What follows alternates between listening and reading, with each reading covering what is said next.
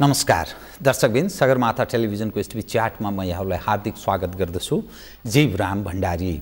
आज यहाँहरू सामुन्ने उपस्थित हुनुहुन्छ विनोद सिजापति। उहाँ एउटा स्वतन्त्र अनुसन्धानदाता हुनुहुन्छ। समग्रमा आज म उहाँसँग नेपालको राजनीतिमा देखा परेको पछिल्लो राजनीतिक दृश्य, यस सँगसँगै अलिकति इतिहास कोट्याउँदा पनि हुन्छ। नेपालको हरेक पटकको राजनीतिक परिवर्तनसँगै नेपाली जनले अपेक्षा अर्थात् आशा हरेक सरकारबाट गरेका छन्। 7 सालको परिवर्तन, 2017 सालको पनि एक खालको परिवर्तन, 2046 सालको परिवर्तन, 62-63 को परिवर्तन। हामी 2075 सालमा प्रवेश गरेका छौँ।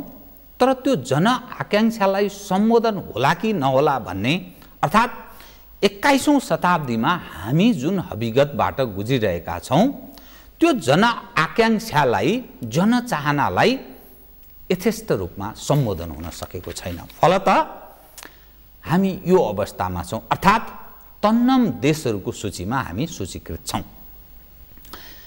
नेपालको राजनीतिमा एउटा प्रजातान्त्रिक लामो इतिहास बोकेको नेपाली काङ्ग्रेस, जसको स्थापना विक्रम सम्वत 2004 सालमा भयो, निरन्तर सङ्घर्षरत रह्यो। हरेक परिवर्तनसँगै उसले पनि मौका, त्यो अवसर प्राप्त गर्यो। तर काहीँ न काहीँ मानिसको असन्तुष्टि रह्यो भन्ने अर्थ यसकारण लगाउन सकिन्छ, पछिल्लो पटक हालै सम्पन्न स्थानीय तह, प्रदेश र केन्द्रको चुनावमा नेपाली काङ्ग्रेस कुनै न कुनै ढङ्गले भन्दा पराजित अवस्था बेहोर्न बाध्य भयो। विकल्पको रूपमा वामपन्थ अर्थात् नेपाली जनताले बुझ्ने भाषामा भन्दा कम्युनिस्टहरूको सरकार बन्यो। स्पष्ट बहुमत प्राप्त भएको छ। नेकपा एमाले र नेकपा माओवादी केन्द्र एउटा कम्युनिस्ट पार्टी निर्माण गर्ने सङ्कल्पका साथ अघि बढेका छन्। फलतः के अब यो जनअपेक्षा, जनचाहना छ? काङ्ग्रेसको विकल्पको रूपमा कम्युनिस्टहरूलाई जसरी मानिसले मत जाहेर गरे, स्पष्ट बहुमत प्रदान गरे र अहिले 2/3 भन्दा बढी मत यो सरकारलाई प्राप्त भएको छ। आगामी 5 वर्ष कसरी बित्ला? विगतमा देखिएको राजनीतिक तस्विर, राजनीतिक घटनाक्रम, समग्र विषयलाई राजनीतिक स्थिरतासँग समेत जोडेर विश्लेषणात्मक कुराकानी गर्नेछु। सर्वप्रथम म उहाँलाई स्वागत गर्छु। स्वागत छ यहाँलाई। म अब सिधै विषयमा प्रवेश गर्न चाहेँ। हाम्रो नेतृत्वगणले भन्ने गर्छ नेपाली जनको अर्थात् राजनीतिमा आस्था राख्ने मानिसहरूको चाहना संविधान सभा मार्फत संविधान जारी, अनि त्यो संविधानले तोकिएको जुन विषय थियो, स्थानीय तहको चुनाव भयो, प्रदेश सभाको भयो, प्रतिनिधि सभाको भयो, स्थानीय सरकार बन्यो, प्रदेश सरकार बन्यो, केन्द्रको सरकार बन्यो। एउटा प्रजातान्त्रिक शक्ति नेपाली काङ्ग्रेस अलि साइजमा यस्तो देखिएको छ। जुन अवस्थामा हाम्रो राजनीति प्रवेश गरेको छ र जुन ढङ्गको नेतृत्व हामीले बेहोर्दैछौँ, तपाईँको दृष्टिकोणमा नि यो जनताले जसरी छनौट गर्यो यसलाई हामी स्वाभाविक रूपमा लिउँ कि अथवा यो कुन रूपमा लिँदा ठिक हुन्छ? तपाईँ एउटा स्वतन्त्र अनुसन्धाता पनि भएको हुनाले तपाईँको छवि अलि स्वतन्त्र छ कि मानिस यही ठाउँमा तपाईँले कुनै कार्यकर्तालाई ल्याएर अथवा नेतालाई ल्याएर प्रस्तुत गर्यो भने एक ढङ्गले प्रस्तुत हुन्छ, अर्कोले अर्को ढङ्गले, तर जनचाहनालाई काहीँ न काहीँ प्रतिबिम्बित होस्, त्यो जनभाषालाई नै तपाईँले बुझिदिनुहुन्छ, बोलिदिनुहुन्छ भन्ने पनि मेरो चाहना रह्यो। हामी जुन ट्रेनमा अघि बढिरहेका छौँ, नेपालको राजनीतिक स्थिरताबाट प्रारम्भ गरौँ। अब राजनीतिक स्थिरतातर्फ उन्मुख भएको हाम्रो राजनीति, मैले यहीँबाट प्रारम्भ गरेँ। अब होइन भन्न मिल्दैन। जुन प्रकारले हामी राजनीतिक स्थिरतातिर लाग्यौँ, किनभने 2/3 मेजोरिटी पायौँ भनेर भन्छौँ, त्यो भन्दाखेरि कतिवटा घटकहरू मिलेर सरकार बनेको छ र ती पार्टीहरूभित्रको आन्तरिक द्वन्द्व के छ त्यो चिजहरूलाई फटक्कै बिर्सेर अहिले हामीले चाहिँ नि अब राजनीतिक स्थिरता आउँछ किनभने 2/3 मेजोरिटी आयो भनेको छौँ।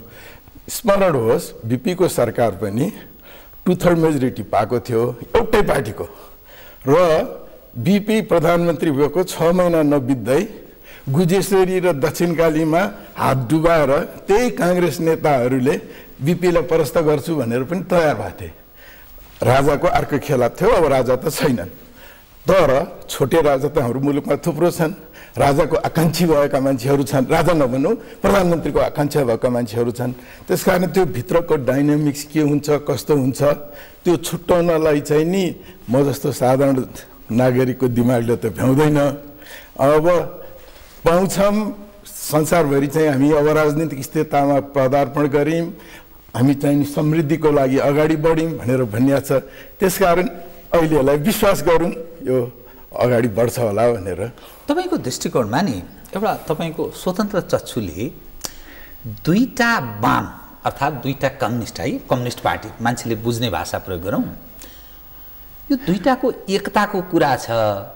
अनि तपाईँले बडा राम्रो ठिक शब्द प्रयोग गर्नुभएको छ, आकाङ्क्षीहरू छन् कि। पुष्पकमल दाहाल प्रचण्ड र उनको नेतृत्वमा रहेको नेकपा माओवादी केन्द्र, केपी ओलीको नेतृत्वमा रहेको नेकपा एमाले, यो बिचको एकताको कुरा आम सञ्चार माध्यमले आएको कुरा बताइरहेको छु। वैशाख 9लाई तय भएको थियो साला खाला, तर त्यो टर्यो भनेर भन्यो। तपाईँको दृष्टिकोणमा के यो एकताको सम्भावना बडा टाढा छ, गाह्रो छ, हुँदैन जस्तो देखिन्छ? दुईटा कुरालाई ध्यान दिनुपर्छ होला। एउटा चाहिँ नि संसारभरि कम्युनिस्टहरू शासनमा आएपछि मिल्छन्, शासनबाट निस्किन फुट्छन्। यो चाहिँ संसारभरिको ट्रेन्ड हो। र हामी कहाँ चाहिँ नि कम्युनिस्ट घटकहरू त कम्युनिस्ट पार्टी जन्मको दिनदेखि नै छुट्दै गएका हुन्। माओले के भन्नुभयो, एउटाले एउटा कुरा भन्छ, अर्कोले अर्को कुरा भन्छ, त्यसमा पनि भिन्नता हुने। अनि फेरि यो फेरि अर्को संसारभरिकै कुरा चाहिँ के भने नि, जुन कम्युनिस्ट भनेर हामी भन्छौँ नि, उहाँहरू मार्क्सिस्ट होइन, लेनार्कले चाहिँ मार्क्सिस्ट भन्नुहुन्छ, तर उहाँहरू मार्क्सका फलोवरहरू हुन्। त्यस कारणले मार्क्सले के भन्नुभयो, के गर्नुभयो भन्ने विचारबाट उहाँहरू लाग्नुभएको हुन्छ। र त्यसको पनि इन्टरप्रिटेसन लेनिनले के गर्नुभयो, माओसेतुङले के गर्नुभयो भन्ने त्यो धारा प्रभावमा लाग्नु भएको छ। र हाम्रो मुलुकमा त वास्तवमा भन्ने हो भनेदेखि भारतीय कम्युनिस्ट पार्टीका नेताहरूले के भने, के गरे, कसरी चलाएको छ, हामी त्यसरी चलौँ भन्ने हो। र दोस्रो कुरो यो चरित्रको कुरा, किनभने यदि उहाँहरू पुरै 180 डिग्री परिवर्तन हुनु भएन भने प्रमुख दुई नेताहरू उहाँहरू बिना कुर्सी बाँच्न सक्नुहुन्न। अर्थात् एउटा म्यानमा दुईटा तरबार अट्नेवाला छैन। त्यस कारण अब हेर्नुहोस् न, अलि अगाडि जब यो मिल्ने कुरा सुरु भयो हुँदासाथै विदेशी र स्वदेशी शक्तिहरूले चाहिँ फुटाउन खोजिरहेछन् भने होइन। तर फुटाउन खोजेको कसलाई भन्दाखेरि प्रचण्डलाई पद दिने कि नदिने, केपी ओलीले के पद लिने। आखिर विदेशी शक्ति स्वदेशी शक्ति उहाँहरू दुईजनामा निहित रहेछ र उहाँहरू दुईजनाले गरेको अन्डरस्ट्यान्डिङ अनुसार चल्ने हो। अब पहिला प्रचण्ड अलिकता अलि हच्किनु भएको थियो चुनावको परिणामपछि, अब बिस्तारै उहाँ फेरि भाले भएर निस्किरहनु भएको छ। अब यतापट्टि प्रधानमन्त्री पनि सकिन्छ भनेदेखि मधेसवादी दलहरूलाई लिएर आएर राखौँ कि कसलाई राखौँ र मेजोरिटी चाहिँ मेन्टेन गरौँ, म 9 महिनामा हिँड्नु नपरोस्, 7 महिनामा हिँड्नु नपरोस् भन्ने प्रयासमा हुनुहुन्छ। भनेपछि विश्वासको सङ्कट दुईटा नेतामा ज्यादै धेरै छ। यो परिस्थितिमा दुईटा कसरी मिल्ने र उहाँहरू मुनतिरका जसले प्रचण्डबाट थुप्रो फाइदाहरू पाछन्, प्रचण्ड अध्यक्ष भएको भएर, त्यस्तै ओलीजीको पनि उहाँ अध्यक्ष भएको, प्रधानमन्त्री भएकोबाट प्रशस्त फाइदा पाएको छन्। तिनीहरूले जुन दिन प्रचण्डले ओलीको ठाउँ लिनुहुन्छ, प्रचण्डको मान्छे त हाबी होलान्, ओलीको मान्छे त हाबी हुँदैनन्। अनि त्यो कारणले गर्दाखेरि त्यो भेस्टेड इन्ट्रेस्टले पनि यो दुईटाको मिलनलाई चाहिँ त्यति सहज सजिलो र जति उहाँहरूले भन्नुभएको छ हुन्छ जस्तो मलाई लाग्दैन। म पेसिमिस्ट भयो होइन। तपाईँ यो विषय नि अलिक प्रश्न पारिदिनुहोस् न। स्थानीय तहको चुनावसम्म काङ्ग्रेस र माओवादी केन्द्र एक ठाउँमा उभिने, जब प्रतिनिधि सभा र प्रदेश सभाको चुनावको सम्मुख आयो अनि फेरि यिनीहरू मिल्ने अवस्थामा प्रवेश गरे, भलै तत्कालीन सभापति, तत्कालीन प्रधानमन्त्री पनि शेरबहादुर देउवाजी त भलै के भन्दै हुनुहुन्थ्यो भने दीर्घकालसम्म माओवादीसँगको सहयात्राको कुरा सार्वजनिक कार्यक्रममा उहाँले व्यक्त गरेको म झलझल सम्झिरहेको छु। त्यो के चिजले प्रेरित गर्यो र पुष्पकमल दाहालजी नेकपा एमालेसँग पार्टी एकता गर्न तयार हुनुभयो र यो अवस्थामा प्रवेश गरेका थियो जस्तो देखिन्छ? अब मेरो सोचाइमा त अवसरवादिताको चरम के अरे पराकाष्ठ भन्छौँ नि, त्यही हो।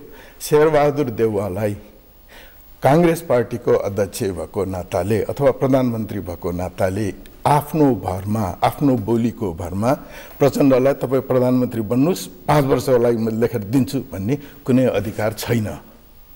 एउटा कुनै पनि पोलिटिकल पार्टीको नेता एक्लोले कसैसँग सरसल्लाह नगरिकन भन्ने अधिकार छैन र हुन्छु अथवा हुन्न भन्ने अधिकार पनि फेरि त्यो पद पाउने मान्छेलाई छैन। उहाँहरूले गृह कार्य त गर्नु भएन र खाली कुरा त केमा आयो भने मेच कसले पाउने र कुन बेलामा कसले उसलाई त्यो मेचबाट उक्काइदिने, त्यो खेलको एउटा परिणाम जस्तो लाग्छ मलाई। र अनि अब हामी साधारण मान्छेको लागि दुईटा कम्युनिस्ट पार्टी, ठुल्ठुला कम्युनिस्ट पार्टी र दुईटा मिलिएको खण्डमा बहुमतमा पुग्न सक्ने सम्भावना प्रबल भएको पार्टीहरू नमिलेर भाइफुटे गमा लुटी जस्तो गरेर काङ्ग्रेसलाई अवसर दिइराखेको सोचाइ हावी भएको हुनाले पनि उहाँहरू दुईटा मिल्नु त स्वाभाविक थियो। तर त्यो मिल्ने अन्तर्निहित त्यो टिस्युजहरू चाहिँ नि रसायन चाहिँ नि गाह्रो कठिन कुरा हो। यो यसमा आन्तरिक मात्रै छ कि बाह्य तागतको पनि भूमिका छ? किनभने नेपालको हरेक घटनासँग आन्तरिक बाह्य भने छलफल हुने गर्छ। यसलाई कसरी हेरिनुपर्छ? यो विषय चर्चाको विषय बन्ने गर्छ। यसो सोचौँ न, अहिले दुईटा ठुल्ठुला स्काइस्क्रापर घरहरू छन्, बिचमा चाहिँ नि एउटा विपन्न मान्छेको घर छ।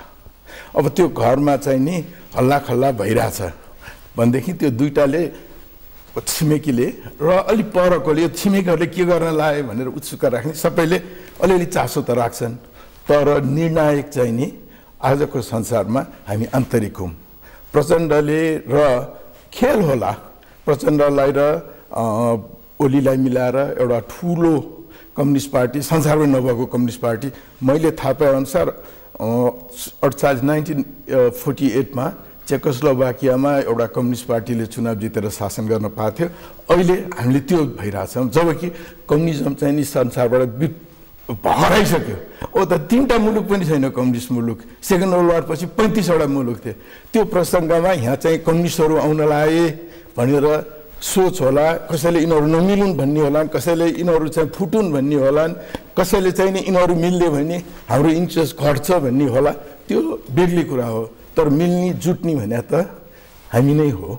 अनि त्यसमा चाहिँ कसैले पनि कुनै इम्प्रेसन पार्छ भन्ने कुरा चाहिँ मलाई विश्वास छैन। हामी असाध्य राष्ट्रवादी हुन्छौँ अनि बाहिर कुरा गर्दाखेरि विदेशीले यो गर्यो, विदेशीले ऊ गर्यो, त्यस कारण भन्छौँ। तर घरभित्र आफ्नो आफू के छु भनेर चाहिँ नि हेर्दैनौँ। र एउटा साधारण रोचक कुरा नि हो, अस्ति त्यो रसोगोत्रा भन्नेको किताब पढ्दै थिएँ, महाराजा रसोगोत्रा। उहाँ चाहिँ नि त्यो बेलामा फर्स्ट सेक्रेटरी भएर आएको, पछि एम्बेसडर भएको।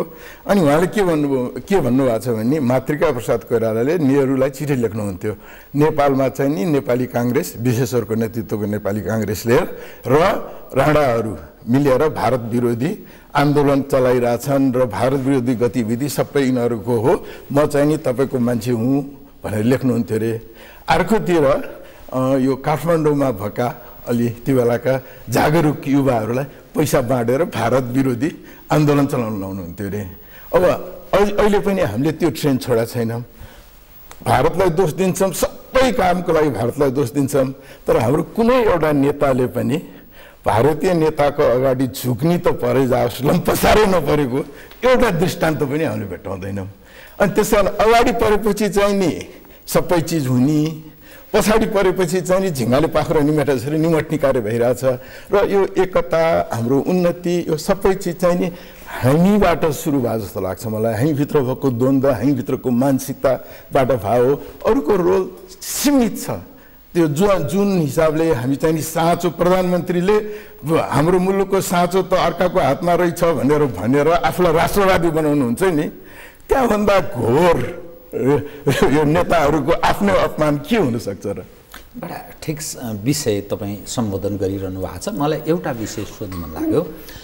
जुन अवस्थामा हामी प्रवेश गर्दैछौँ नि हाम्रो नेपालको राजनीति, यो सैद्धान्तिक हो कि तपाईँले अवसरवादको एउटा विषयलाई उठान गरिदिनु भयो, यो कम्युनिस्ट हौँ भन्नेहरूमा मात्रै यस्तो हो कि गैर कम्युनिस्ट जसले आफूलाई प्रजातन्त्रवादी हौँ भन्छ ती पनि त्यो अवसरवादमै चुर्लुममा डुबेका छन्? कुन अवस्थामा हो? किनभने काङ्ग्रेस छ, वामपन्थीहरू छन्, मधेसमा एक खाले मधेसी भनिने मान्छेले बुझ्ने भाषामा, भलै उनीहरूका नाम अलग अलग भइसके, मधेस केन्द्रित भन्ने पक्ष छन्, पञ्चायती पृष्ठभूमिका बोकेका पनि मानिसहरूले राजनीति गरेकै छन्, भलै उनीहरू दुधकारीको अवस्था छ।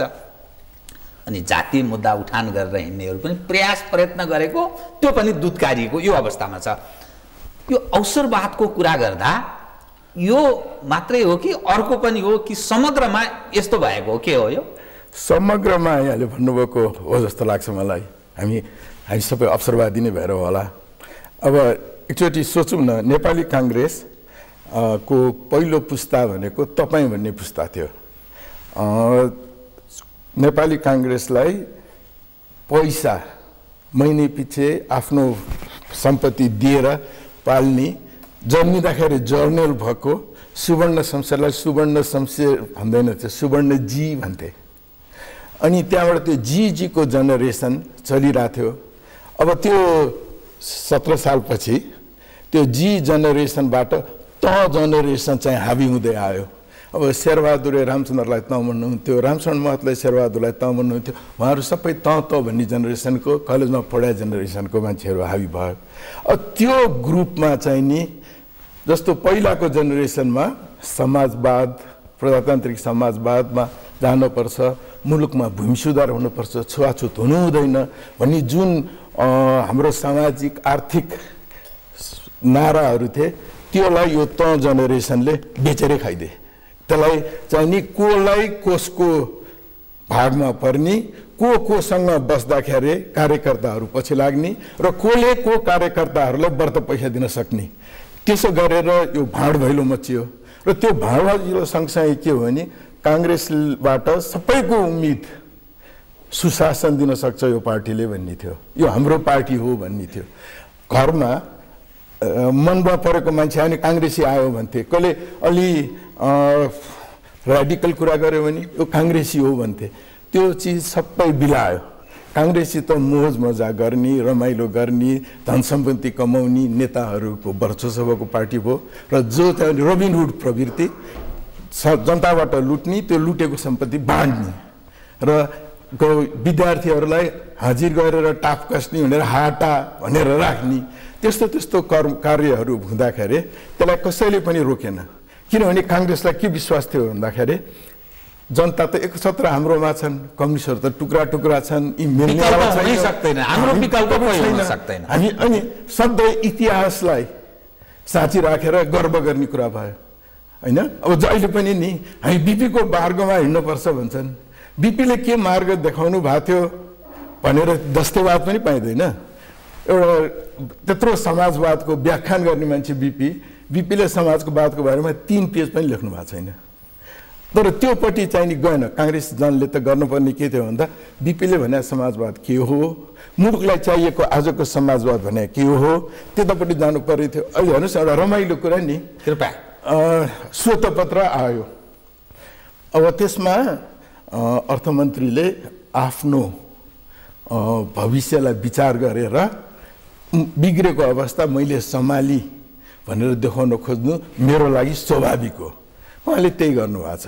तर जुन तथ्याङ्क उहाँले राख्नु भएको छ त्यो तथ्याङ्क चाहिँ नि अहिलेको उसले बनाएको होइन, मन्त्रीले आफूले रचेको तथ्याङ्क होइन।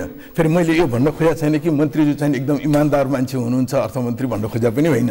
तर उहाँले त्यो तथ्याङ्क राख्नुभयो। तपाईँ राम्रो जानकारी राख्नुहोस्, किनभने तपाईँ एज अ अर्थ मन्त्रालयको पूर्व सल्लाहकार पनि भएको हुनाले एउटा अर्थशास्त्री, यो विषयलाई कृपया भन्नुहोस्। होइन, अब काङ्ग्रेसले कत्रो विद्रोह मचायो, अनि विद्रोहको एउटा आधार छ के अरे भन्दा हामीले गरेको उपलब्धिहरू भनेनन्, मन्त्रीले भनेन। कुनै काङ्ग्रेस सज्जन त्यहाँ मन्त्री पोजिसनमा भावे आजको मन्त्रालय चाहिँ काङ्ग्रेसको हातमा भए र हिजोको दिन कम्युनिस्टको हातमा भावीदेखि उसले कम्युनिस्टले बदमासी गरेर देखाउँथ्यो कि कम्युनिस्टले राम्रो काम गरेर देखाउँथ्यो होइन पहिलो कुरो राजनीतिमा स्वाभाविक हो यो होइन। अनि दोस्रो कुरो हो पार्टीले त्यसको विरोधमा लाग्नु पनि जरुरत छैन। त्यो स्वतन्त्र त स्वतन्त्र हो। अहिलेको अवस्था आर्थिक स्थिति के छ भने उहाँले भनेको चिज ठिक छैन भने ठिक छैन, यो चिज चाहिँ राम्रो पनि भएको छ भन्न सकिन्थ्यो। तर अघि फेरि मैले भने जस्तै नि यो सुशासनको आर्थिक सुशासन कसले भाँड्यो त नेपालमा? काङ्ग्रेस पार्टीले 3 वर्ष प्रथम शासन गर्दाखेरि झन्डै 5% 6% को रेट अफ ग्रोथ आइसकेको थियो। त्यो बेलामा धमिजाकाण्ड कसले बनायो? अब यो ठुल्ठुलो कर्पोरेसनहरू बिक्री भयो, सबैले अहिले क्रिटिसाइज गर्छन्। अनि त्यसको काङ्ग्रेसको भर्सन चाहिँ के छ भने सरकारको लागि ड्रेन भएको थियो, रिसोर्सेसहरू सरकारले पाल्न परेको थियो। तर त्यो पाल्ने अवस्था कसले बनायो त? चिनी कारखाना, वीरगन्ज चिनी कारखाना एकदम राम्रो चिनी कारखाना थियो। जनकपुर चुरोट फ्याक्ट्री एकताका नेपालको गृहस्थ राजस्व उत्पादनमा सबभन्दा बढी कन्ट्रिब्युट गर्ने 1 नम्बरको उत्पादन थियो। त्यसलाई कसले बिगार्यो त भन्दा आफैले कार्यकर्ता भर्ना गर्ने, आफैले आफ्नो मान्छे रोज्ने, गतिलो मान्छेलाई बस्न नदिने गरेर हो। अनि त्यो बनिराखेका संस्थालाई होइन वर्ल्ड ब्याङ्कले बेच भन्यो ठिक छ, इन्टरनेसनल मोनेटरी फन्डले बेच भन्यो ठिक छ। उनीहरूले त त्यो अगाडि देखाए स्न्यापसट हेरेर भने हुन् नि, के हेरेर भन्दाखेरि यिनीहरू लसमा छन्, घाटाको चिज सरकारले धान्न सक्दैन भनेर। तर त्यो घाटा कसले पुर्यायो भन्ने अनुसन्धान त हामीले गरिनौँ। अथवा त्यसको करेक्टिभ मेजर त्यसलाई चाहिँ नि कसरी इम्प्रुभ गर्ने, कसरी त्यसलाई रिफर्म गर्ने भन्नेपट्टि नलागेर फटाफट बेच्यौँ। अनि बेच्दाखेरि कसले के पाए थाहा छैन। तर आर्थिक अनुशासन चाहिँ नि त्यो बेलादेखि भङ्ग भयो मुलुकमा। र अहिलेसम्म हामी यो फिजिक्समा इक्विलिब्रियम भन्छ यसरी ठक्क अड्ने, अहिलेसम्म त्यो हल्लिरहेछ। र आर्थिक क्षेत्रमा जुन अराजकता आछ, अहिले गतिलो अर्थमन्त्रीलाई जबसम्म प्रधानमन्त्रीको पुरा आशीर्वाद मिल्दैन सम्भव छैन। हिजो अस्ति भर्खर निक्लेको त्यो महालेखा परीक्षकको रिपोर्ट देख्यौँ। अब कुनै सरकारी अफिसमा जाम बिना पैसा कुनै साधारण मान्छेले सिन्का पनि भात्न सक्दैन। भ्रष्टाचार रोक्ने एजेन्सीहरू 6वटा 7वटा छन्, तिनमा भएको भ्रष्टाचारको अध्ययन गर्नुपर्ने अवस्था छ। हेर्नुहोस् न, त्यो कान्तिपुरको हरिबहादुर थापा सम्पादक हरिबहादुर थापाले लेख्नुभएको किताब अहिले नेपालको सबभन्दा बेस्ट सेलर, 10-15 हजार बिकिसक्यो त्यो किताब। किन भन्दा भ्रष्टाचारले सबैलाई पिरोल्याछ, खानीलाई पनि पिरोल्याछ, तिर्नीलाई पनि पिरोल्याछ, तिर्न नसक्नेलाई पनि पिरोल्याछ। अनि यो अवस्थामा हामी यस्तो अन्यलको सिचुएसन स्थितिमा छौँ र राम्रो काम गर्न कोही पनि तयार छैन। किनभने काम गर्दाखेरि त जस र अब्जस पाइन्छ। अब्जसको भागी हुनुभन्दा काम नगर्नु जाति। काम नगरे पनि तलब पाउँछ, उसले काम गरे पनि तलब पाउँछ। उसलाई उन्नति हुने के हो कर्मचारीको भन्दाखेरि कुन पार्टीको झोले भएर अथवा कुन पार्टीको कुन नेताको कुन गुटको नेतासँग सम्बन्ध छ, त्यो सम्बन्धबाट उसको उन्नति हुन्छ। यो स्थितिमा जुन डिसिप्लिन चाहिन्छ नि अर्थतन्त्रको लागि, त्यो त हामी कहाँ छँदै छैन। र अनि मैले अघि अर्थमन्त्रीज्यू एकदम महान सच्चावादी मान्छे होइन भने नि, त्यो एमालेको मेनिफेस्टो पढ्दाखेरि उहाँहरूले 20% 21% रेट अफ ग्रोथको कल्पना गर्नुभएको छ।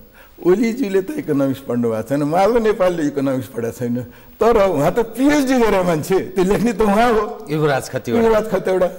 उहाँहरूले अथवा उसमा अर्थमन्त्री के अरे काङ्ग्रेसको चाहिँ नि 10% 11% लेखा छ है। त्यो लेख्ने त पढा लेख्या, अब नाम मैले प्याचो भने नाम नभनौँ, पढा लेख्या मान्छेहरूले गरे हुन्, सबैले त गरे होइनन्।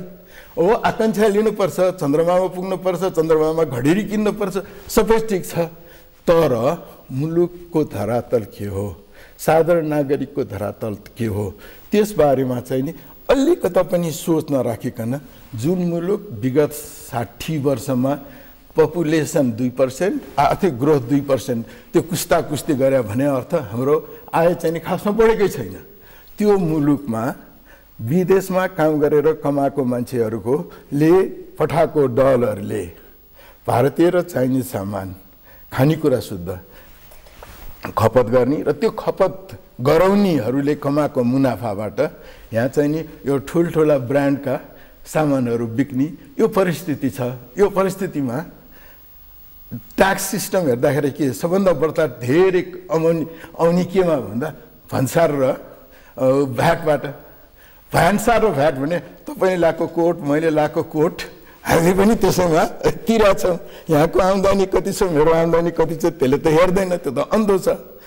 अनि एकातिर चाहिँ नि हामी बिलिनियर भयो नेपाली भनेर घमण्ड गर्छौँ, अर्कोतिरबाट नेपालीले विदेशमा डलर राख्न पाउँदैन भनेर कानुन बनाउँछौँ, इन्भेस्टमेन्ट गर्नु पाउँदैन भनेर कानुन बनाउँछौँ। अनि उहाँले चाहिँ नि बाकाइदासँग मेरो श्रीलङ्कामा यति इन्भेस्टमेन्ट छ, न्युयोर्कमा यति इन्भेस्टमेन्ट छ, त्यहाँको रिटर्नबाट मेरो यति आयो भनेर भन्न पाउनुहुन्छ होइन। भएन भनेर ब्याङ्कै पनि मैले बङ्गलादेशबाट पैसा ल्याएर किनी भनेर भन्न पाइन्छ। भनेपछि बलिएको लागि कानुन भएको छ। विकृतिको चरम रूपमा कि सर्वत्र बडा अप्ठ्यारो अवस्था। अब यो बताइदिनुहोस् त, सुध्रने सम्भावना कतिको देखिन्छ समग्रमा? यसैसँग जोडिएको नेपाली काङ्ग्रेस स्वयं चाहिँ यो गत जुन परिस्थितिबाट ऊ गुज्रियो अर्थात् नेपाली जनले जुन ढङ्गले दुत्कारेकै भन्छु म, जुन ढङ्गले दुत्कारे र विकल्पको रूपमा वामपन्थलाई दिए, काङ्ग्रेस सुध्रने सम्भावना कतिको छ? एक काङ्ग्रेस अनि समग्रमा जुन तपाईँले सूचकाङ्कहरू दिनुभयो, बडा सही तथ्याङ्क तपाईँले भन्नुहोस्, सही विषयलाई प्रस्तुत गर्नुभएको छ। ठेगी खाने अवस्थातर्फ हामी उन्मुख हुन्छौँ कि अब यो बडा समस्याबाट गुज्रन्छौँ हामी? के देखिन्छ? म अप्टिमिस्ट मान्छे हुँ। कृपया। कहिले कहिले चाहिँ नि दिक्क लाग्छ, तर रियल अप्टिमिस्टिक त हुने त छँदैछ कि, तर इनफ्याक्टमा त्यस्तो हुँदैन भने त भएर बोलेर मात्रै के गर्ने होइन। अनि त्योभन्दा पनि नि दुईवटा चिज हुँदो रहेछ भण्डारीज्यू, एउटा राष्ट्रवादी, अर्को चाहिँ नि राष्ट्रप्रेमी। अब अहिले चाहिँ नि विश्वभरि नै राष्ट्रवादीहरू हावी भइरहेछन्। वेभ नै त्यस्तै छ कि? हजुर, वेभै चल्या छ। त्यसमा पछि कुरा गरौँला। हामीका पनि कम्युनिस्टहरूले भजाएको भने हामी राष्ट्रवादी हौँ भनेर हो। अनि त्यो राष्ट्रवादमा हामी यति बहकिया छौँ, भारतीय नाकाबन्दी हुँदाखेरि यहाँ ब्ल्याक मार्केट कति चम्क्यो र त्यसमा कसले कत्रो भूमिका खेले त्यसबारेमा पनि हामीले वास्ता गर्दैनौँ, त्यसलाई नै कोट्याउँदैनौँ। विगतमा नेताहरूले के गरेका थिए, कस्ता सम्झौता गरेका थिए, के सन्धि गरेका थिए, त्यसमा पनि छैनौँ। हामी के छ भन्दा टोपी लाएर म राष्ट्रवादी भनेर मान्छौँ। अब तपाईँ हामी भने मान्छे चाहिने नि हामी राष्ट्रप्रेमी मान्छेहरू हौँ। किन राष्ट्रप्रेमी हौँ भन्दाखेरि हामीलाई हाम्रो सन्तति यही मुलुकमा बसुन् भन्ने छ, हामीलाई हाम्रो सन्ततिहरू यहीँ फस्टाउन् भन्ने छ। हामी सर्वसाधारण मान्छेहरूलाई, मलाई कुनै पनि आमाले उसको छोरालाई विदेशमा त्यो मरुभूमिमा काम गर्न पठाएको चाहन्नन् होला, कुनै पनि श्रीमतीले चाहँदैन होला, तर विकल्प नभएर गएका हुन् होइन। अनि अब नेपाली काङ्ग्रेसको अहिले फेरि प्रब्लम केबाट सुरु हुन्छ भन्दा हामीले रिभेन्यू भर्ता लिएर आयौँ होइन। बाबुराम र डाक्टर डाक्टर रामशरण महतको सायद घोडदौडै हुन्छ होला, कसले बर्ता रिभेन्यू जेनेरेट गर्यो भनेर। त्यो रिभेन्यू कहाँ खर्च गर्न सक्यौँ हामीले, त्यसको विषयमा चाहिँ उहाँहरू नेपालमा ठिक धनी र गरिबको बिचमा के फसला भयो त? न मान्छे 17-18 हजार मान्छेको च्यान बनाउ खन्ने मान्छेले बोल्छ होइन, न त्यसको ऊ भएको भिक्टिम भएको मान्छेले भन्छ। आखिर सरकारी नीतिहरू सही दिशामा गएको भएदेखि हामी यो अवस्थामा हुने थिएनौँ होइन। अब नेपाली काङ्ग्रेसको भविष्य भनेको मेरो सोचाइमा यो त जेनेरेसन सकेनन् भनी बढारिएन भनी नेपाली काङ्ग्रेसको कुनै भविष्य छैन। किन छैन भन्दाखेरि उहाँहरूले सुध्रिने कुनै छाँटकाँट देखाउनु भएन।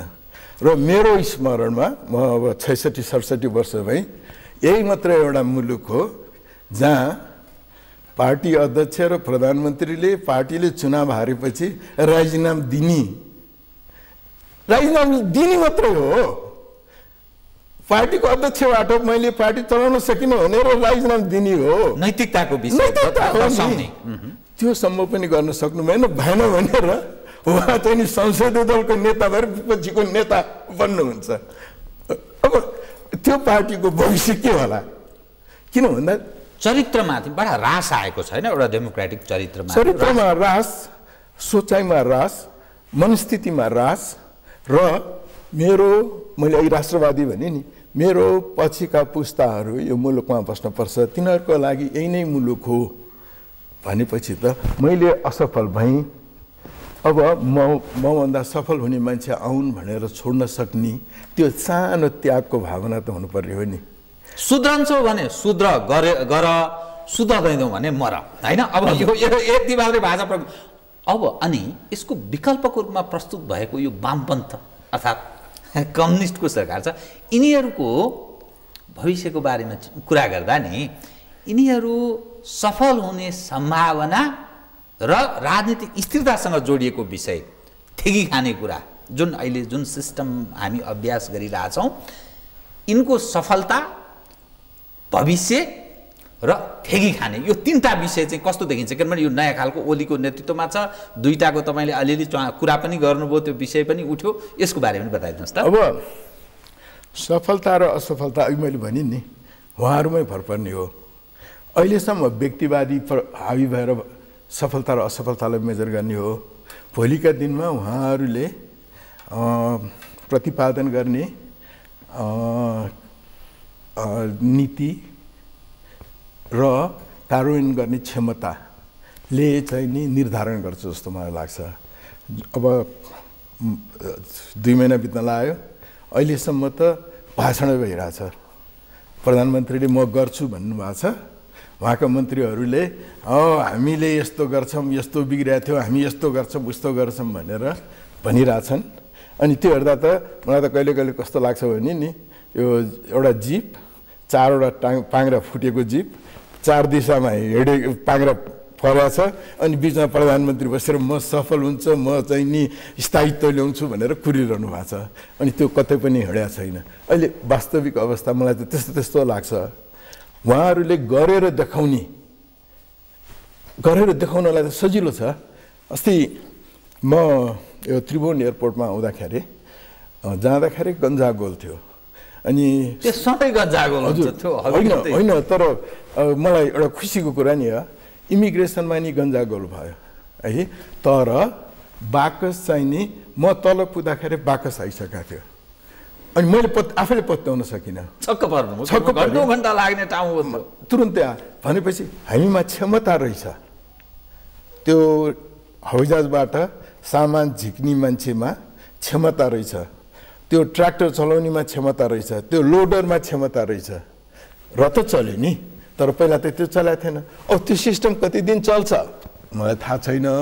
यहाँको उदाहरण दिन खोजेको मैले, गर्न चाहे हुन सक्छ भने, गर्न चाहे हुने ठाउँ प्रशस्त छ। त्यसकारण बेनिफिट अफ डाउट हामी पनि सोचौँ न। यो कतिसम्म चाहिँ उहाँहरूलाई अवसर भन्छ नि? अब हुन त उहाँलाई 5 वर्षको म्यान्डेट, अब यदि पार्टी मिलेर प्रचण्डजी र उहाँ बीच एकअर्कामा धकमधका भएर भने 5 वर्षै चलाउनु होला। नेपाली जनताले त्यो परीक्षण गर्ने चाहिँ कतिसम्मलाई भनेर भनिनुपर्छ? त्यो अवधि पनि नतोकौँ, किनभने 3टा प्रधानमन्त्री 1 वर्षमा भएको मुलुक हो हाम्रो। त्यसपट्टि पनि नजाम।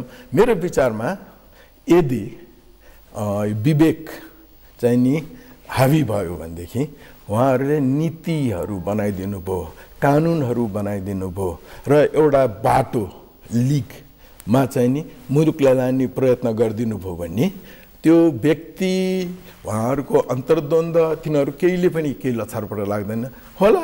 6 महिना प्रधानमन्त्री बदल्लेला, 3 महिनामा चाहिँ नि मन्त्रीहरू बदल्लेला, तर मुलुक चाहिँ नि लाइनमा लाग्छ। किनभने अहिलेको जमानामा हाम्रो कनेक्टिभिटी हो र उत्तर दक्षिण दुवै छिमेकी राष्ट्रहरू चाहिँ नि महाशक्ति राष्ट्रमा परिवर्तन हुन खोजिरहेछन्। अनि त्यस कारणले उनीहरूले हामीप्रति सदाशय नराखे पनि, उनीहरूको आफ्नो स्वार्थको लागि पनि उनीहरूले हामीलाई सुचारू रूपले चल्न दिन्छन्। किनभने उनीहरूलाई पनि यहाँ आएर जुझ्नु भिड्नु छैन। है जति हामीले भन्छौँ नि हामी स्ट्राटेजिकली इम्पोर्टेन्ट यत्रो सम्भावना देश हामी के छैन भनेर भन्छौँ नि होला हामीसँग युरेनियम होला सुन खानी होला तर भेट्टाइया छैन नि अहिलेको जेनेरेसनको लागि त युरेनियम खानी सुन खानी भने त्यो मरुभूमिमा गएर काम गर्नेको रगत पसिना हो त्यो बाहेक अरू केही छैन र त्यही चिजलाई कसरी मुलुकको दूरगामी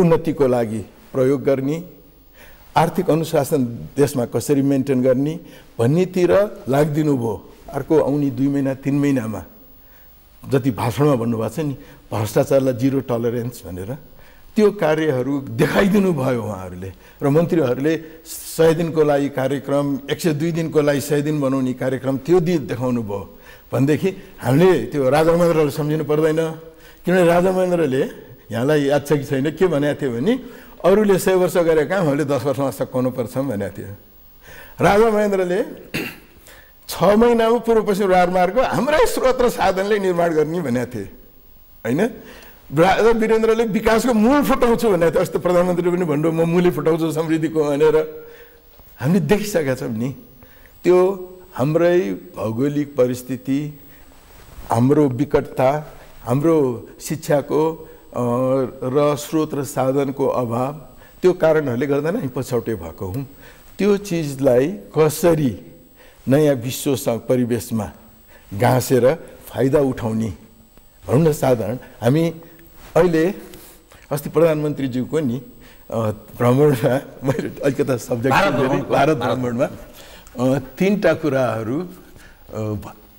निर्णय भयो हैन एउटा जहाज आउने दोस्रो कृषिमा सहयोग गर्ने अनि तेस्रो रेलबाट काठमाडौँ जोड्ने अब म जस्तो साधारण मान्छेको लागि फेरि रेलको कुरा भन्छु म एसएलसी पास हुँदा 1966 मा हेतौडामा बुवाको अलिकता खेती थियो त्यहाँ जान लागेको अनि मेरो साथीको नातो पर्ने मान्छे चाहिँ आउनु भएको छ त्यो जिपमा पठाइदिन्छु 4-5 जिपमा आउनु भएको छ भन्यो अनि उहाँहरू चाहिँ नि बिहार रेलवेको चिफ इन्जिनियर हुनुहुँदो रहेछ र उहाँहरूको 6 जनाको इन्जिनियरको टिम आएको त्यो टिम चाहिँ नि काठमाडौँबाट रक्सोलसम्म त्यो छोटी गज रेलवे कसरी जोड्ने भनेर फिजिबिलिटी स्टडी गर्न आएको रहेछ उस बेला 66 मा है अनि म त्यसमा चाहिँ तिनीहरू सँगसँगै गएको थिएँ अब अहिले काठमाडौँबाट रक्सोल जोड्ने अथवा बेजिङ के दिल्ली जोड्ने अथवा बेजिङबाट काठमाडौँ जोड्ने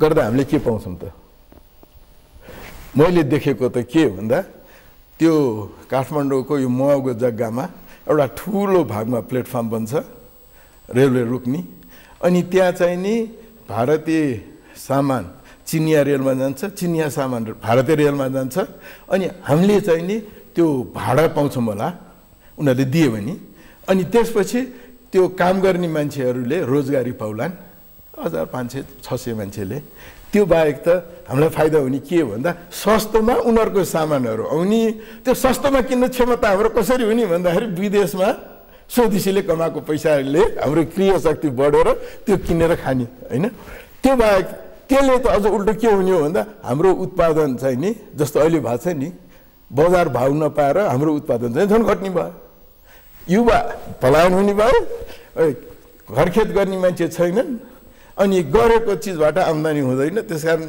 त्यो जुन कृषिको क्रान्ति कृषिको भन्छौँ नि केही मतलब छैन अब दिल्लीको त्यो भयो अब डुङ्गा यो जलमार्ग चलाउने भने पनि धेरै पुरानो कुरा हो प्रधानमन्त्रीले रेलको आउँछ आउँदैन तर जलमार्गको चाहिँ म उद्घाटन गर्छु भनेर भनिदिइसक्नुभयो हिन्दुस्तानीलाई सजिलो प्रधानमन्त्रीजी ललिपप खानुहोस् भनेर ललिपप दिए जस्तै हो त्यो जलमार्ग चाहिँ नि हाम्रो लाइफ टाइममा आउनेवाला छैन किनभने धेरै बाँध मान्न पर्छ पानी सुकिरहेछ यो क्लाइमेट चेन्जले पनि धेरै असर परिरहेछ भारतमा पानीको ठुलो माग छ त्यो समस्या छ अनि त्यहाँबाट कृषि हो कृषिमा अनुसन्धानमा हामीलाई मद्दत गर्नुपर्ने हो तर त्यो कारण चाहिँ नि राणा शासनदेखि नै ब्रिटिस इन्डियाले हामीलाई सहयोग गर्दै आएको हो र उनीहरूले सहयोग गर्दा गर्दै पनि हामीले अहिलेसम्म उन्नति गर्न सकेका छैनौँ पछाडि परिरहेको छौँ त्यसका कारणहरू छन् त्यो कारणहरूपट्टि चाहिँ नि हामी लागेका छैनौँ अब अनुसन्धानमा सहयोग गर्ने भन्यो अमेरिकनहरूले त्यत्रो ठुलो त्यो कृषि क्याम्पस बनाइदियो अहिले हेर्नुहोस् त अवस्था कस्तो छ अन्त पर जानु पर्दैन। किर्तिपुरमा हिन्दुस्तानीले बनाइदिएको अफिसहरूको अवस्था हेऱ्यो, त्यो पनि नहेरौँ एकछिन। प्रोफेसर साहबहरू जसले विद्यार्थीको भविष्य बनाउनुहुन्छ उहाँहरूको क्वार्टरलाई हेरौँ। हाम्रो नियति चाहिँ के हो भने अर्काले दिन्छ मैले जसरी भए पनि लिनुपर्छ, अर्काले दिन्छ मैले लिन्छु, त्यसको दिनी कर्तव्य हो, मेरो लिने चाहिँ नि अधिकार हो भइसकेको छ। त्यो अवस्थामा यो तिनटै चिजले भन्दा प्रधानमन्त्रीले होमवर्क गरेर पूर्व पश्चिम रेलमार्ग चलाउँछु भने अब के हुन्थ्यो होला। उत्तर दक्षिणका रोडहरू बनाउन बाँकी छन् थुप्रा, ती बनाउँछु भने अब के हुन्थ्यो होला। अहिले सबैले हामी कुरा गर्दाखेरि चाहिँ नि सडक छ्यास्ती भयो भन्छौँ। इन्जिनियर होइन ओभरसियर पनि नलाइकन बना सडकहरू छन्, त्यसलाई पनि हामीले गनिरहेछौँ। ती कति घातक छन्, एक्सिडेन्ट कति परिरहेछ। राम्रो बनाएको सडकको इन्जिनियरिङ के छ? स्काभेटरको ड्राइभर चाहिँ इन्जिनियरको भूमिका निर्वाह गरिरहेको बसिरहेछ होइन। अनि त्यो हाम्रो प्राथमिकताहरू चाहिँ नि अहिले चुक्नुभयो उहाँ। मेरो विचारमा प्रधानमन्त्रीजीले उहाँले केही पनि माग्दिनु भन्नुभएको थियो, हामीले पनि उहाँलाई अर्थात् गृहकार्य पनि भएन यो भ्रमणबाट त्यति सफलता, अर्थात् उहाँ सफल हुनुभयो भनेर जो कराइन्छ त्यो त्यति महत्त्वपूर्ण रहेन भन्ने अर्थ लाग्यो। उहाँ सफल भयो भन्नुभएको छ। अब एक्ला एक भेटभाट कति कुरा अब रेकर्डमा छैन, सफल भयो होला, त्यसमा मान्या होला मोदीले चाहिँ नि।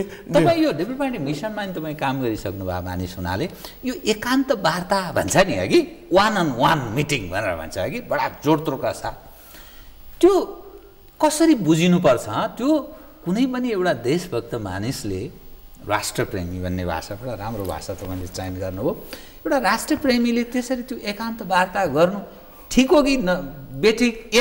किनभने हाम्रो जस्तो संवेदनशील देशको के बारेमा डिल भयो होला भन्ने प्रश्न त रहने भयो नि मानिसलाई। यस्तो चलन कतिको छ संसारमा? कोही पनि छैन। र हाम्रो नेपाली कानुनले पनि मनाइ गरेको छ, परराष्ट्रको कोही न कोही उपस्थित हुनैपर्छ। त्यो एकान्त भेट भन्ने चाहिँ भेटवार्ता भने त्यो जर्ज बुसले उसको घरमा पुटिनलाई लिएर जाँदाखेरि, उसको राँचमा पुटिनलाई लिएर जाँदाखेरि त्यो हजारौँ एकरको राँचमा चाहिँ पुटिनलाई अँगालो हालेर खासखुस कुरा गरेर हिँडे मात्रै हो, होइन भने एकान्त भेट हुँदैन।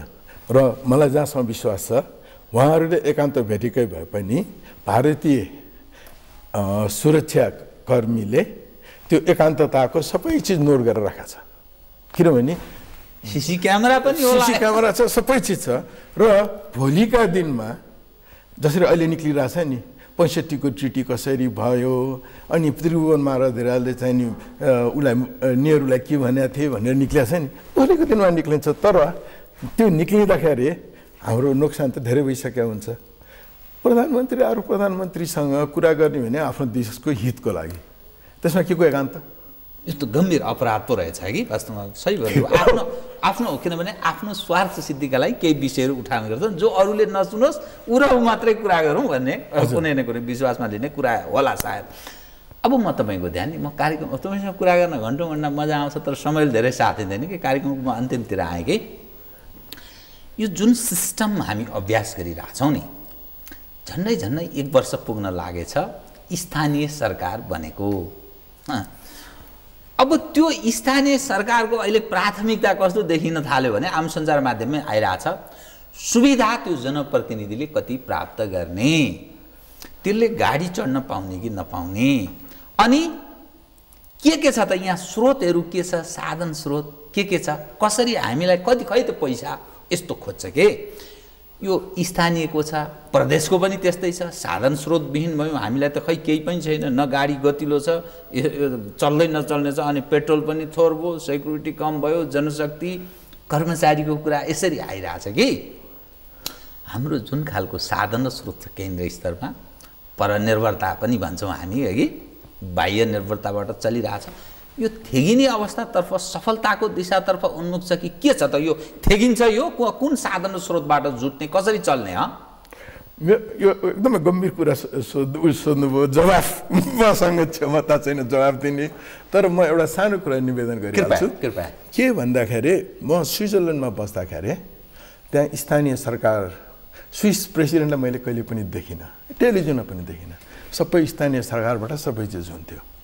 उनीहरूले घर भाडामा ल्याथे र त्यो 500 वर्षदेखि चल्या संस्थामा घर भाडामा लिएर चल्या थियो है। अब हामी कहाँ किन यो प्रवृत्ति हावी भयो भन्दाखेरि यो अफ्रिकन मुलुकमा भन्छन् के माछा कुइँदाखेरि टाउकोदेखि कुइन्छ भनेर। जुन देशको गृहमन्त्रीले मोटर फिर्ता गर्नुको साटो 20 रुपैयाँमा बनाइदिन्छु किन फिर्ता गर्ने भन्छ मन्त्री पद छुटेपछि र ऊ महान नेता भएर बसिरहन्छ। त्यो ठाउँमा बिचारा त्यो वडा अध्यक्षले मलाई तलब ल्याऊ भनेर किन नभन्ने? महिला उपाध्यक्ष भएकी छन्, उनले मलाई चाहिँ एउटा राम्रो टेलिफोन चाहियो यो त गहना हो भनेर किन नभन्ने होइन? अब यो पहिलो जेनेरेसनको हो मेरो सोचाइमा, यो पहिलो जेनेरेसन हो। अब मान्छेहरूले देख्छन् अहिले यो चुनावको खर्च इत्यादि इत्यादि कारणले के हो भन्दाखेरि कसरी मैले चाहिँ नि गरेको खर्च उठाउँ भन्ने हावी भयो। अब त्यो उठाउनको लागि हाम्रो स्रोत साधन त त्यति रहेन रहेछ भन्ने अब बोध भयो। अनि त्यसले गर्दाखेरि सुविधा त लिइहालौँ न, कमसेकम 9 लाख रुपियाँ खर्च गरेको थिएँ, 9 लाख रुपियाँ नपाए पनि सुविधा त लिएर 2-4 वर्ष मोज गरौँ न भन्नेप्रति लाग्यौँ हामी। त्यो 9 लाख डुब्यो भन्नेमा लाग्यौँ हामी, छिटो छिटो उ गर्छौँ नि। अनि त्यही कारणले भएको जस्तो लाग्छ। अब अर्को चुनाव पनि त आउँछ नि। अब गाउँ स्तरमा नगरपालिकाहरूले के गाउँलेलाई गरेनन् भनेर त अब भोटरले हेर्छन् नि। फेरि भोटर पनि त्यो पञ्चायत टाइमको भोटर त छैनन्, अब त विदेशमा काम गरेर आएर बुझ्नेछन्, पढे लेखेका छन्, विवेक प्रयोग गर्न सक्ने सामर्थ्य राख्छन्। अब म कार्यक्रमको अन्तिम प्रश्न है, तर त्यो 5 वर्षसम्ममा नि मानिसमा के पर्न सक्छ भने अब विकृति नै विकृति चरम रूपमा देखिए, आशा निराशामा मान्छेको परिणत भयो भने मान्छेले विकल्प खोज्यो भने के गर्ने त? किनभने एउटा डेमोक्रेटिक पार्टीको त विकल्प खोजेर कम्युनिस्टलाई स्थापित गरिदियो।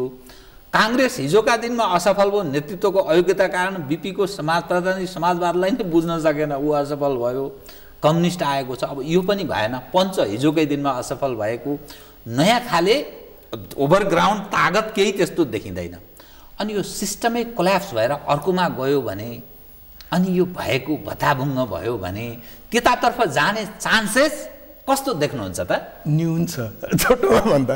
किनभने हेर्नुहोस् न, अहिले सडकमा टायर बल्दैन नि, पसलहरू बन्द गर्दैनन् नि। किन भन्दा जुन युवाहरूले विद्रोह गर्ने हुन् ती त मुगलानमा बसेर कमाइरहेछन्। अहिले जस्तो सुविधा हाम्रो शासक वर्गलाई न पञ्चायत कालमा थियो न प्रजातान्त्रिक कालमा थियो। अहिले त ठुलो सुविधा छ।